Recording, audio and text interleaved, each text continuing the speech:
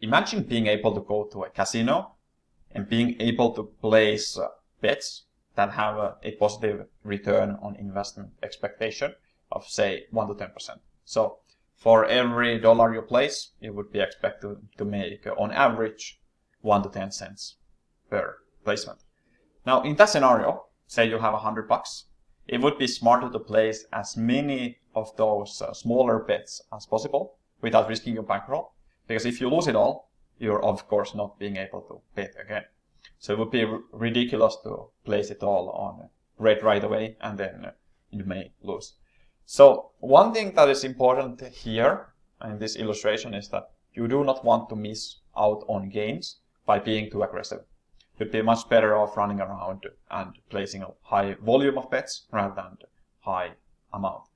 And in this case, this is also relevant for optimization because this is the approach we take as well and the approach we recommend. So often you'd have two buckets of improvements. You would have the improvement suggestions that you can test and you probably should test. So this would be the testing bucket.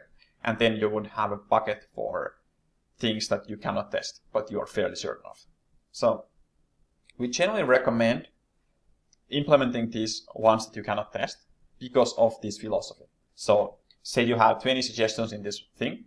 Any single one of them is not guaranteed to work, but on average the return on those things are well in the positive as they are combined.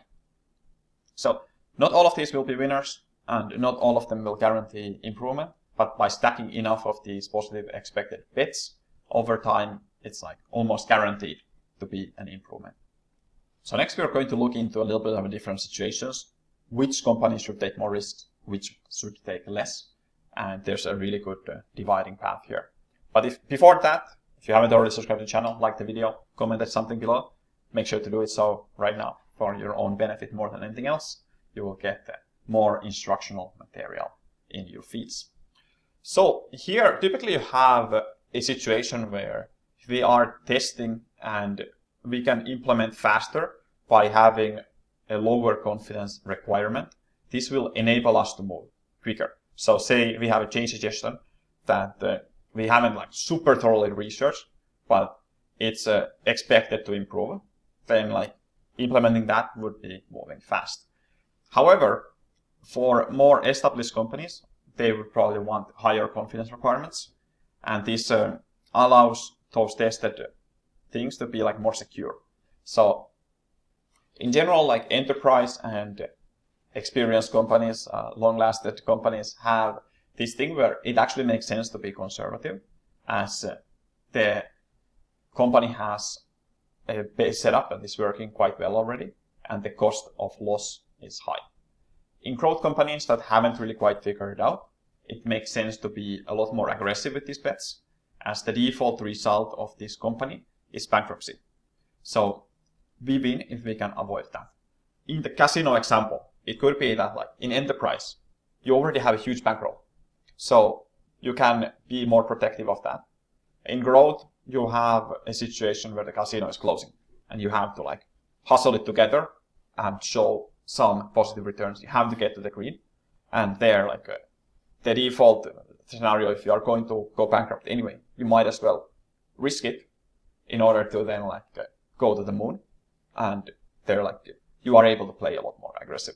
So that's important to keep in mind with these changes, so that you don't just end up throwing away what you have created and what is already working on the enterprise level.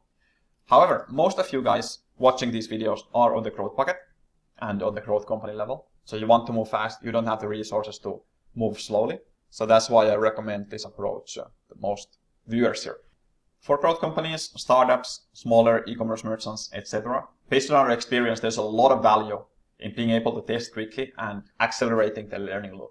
And this is why we as a company also adjust to the merchant situation, where if we don't have enterprise level volume and data and resources for proper scientific validation, then we will be accepting these bets that have a higher likelihood of being like false winners. But by stacking them up, we will be well on the green on expectation. So we might do things like having lower confidence thresholds that are required to conclude winners, be more likely to choose micrometrics or validating with lower requirements, moving quicker and testing less. Of course, we as a company still understand the data-driven conservative way of doing CRO, but that's like where it needs to be adjusted. You can't optimize Google or Amazon the same way that you do a small e-commerce store. There's a lot of differences in that. All right, so if you are small, it doesn't mean that you cannot test. You just need to test a bit differently. All right, my name, Samuel Larsen, founder of Probabilities.com. Go there if you are interested in our coaching and consulting services. And with that said, like the video, see you on the next one. Cheers.